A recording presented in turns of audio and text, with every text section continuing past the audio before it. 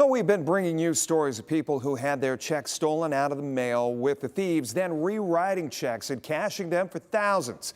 Michael Sandlin is sharing an East Toledo man story with us tonight. So, Mike, just how much money did this guy end up losing?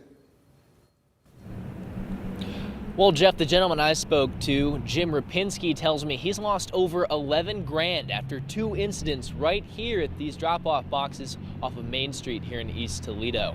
And to make matters even worse, he said he's been going through all these financial headaches during one of the worst times of his entire life. For 32 years, Jim Rapinski has been madly in love with his wife, Deborah. She's very talented and very forgiving for living with me. But the couple were thrown a cruel twist of fate last March when Deborah's health took a turn for the worse. She had open heart surgery, then she had a second pacemaker put in, then she had some other issues, and then she contracted COVID. It's just tough. Overwrought with grief and seemingly endless trips to the doctor, Rapinski didn't notice when a $32 check he dropped off at the Main Street post box back in July suddenly turned into a $4 grand expense.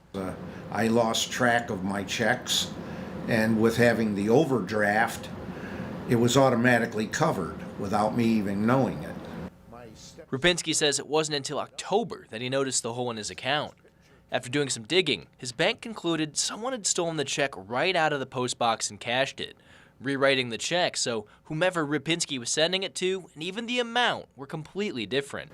But with persistence and the help of the bank manager, we did get that straightened out, and they did put the money back into my account. End of story, right? Well, not so much, because only a few days later, he put another check in the same post box. And it was taken out of the box once again on Main Street, erased, and written out for $7,400.31. Luckily this time, his bank was able to flag this check before it was cashed. Apparently they say the handwriting was a dead giveaway. But after two incidents in a year, Rapinski says he's fed up. I lost a lot of sleep over this, along with all the things that are going on with my wife. And I would suggest that the post office get on top of this as soon as possible and straighten this out.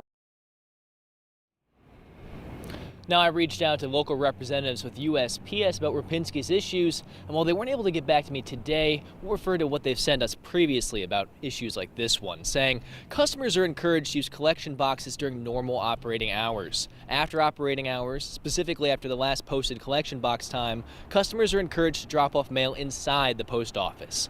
There are many post offices with 24-hour lobby access.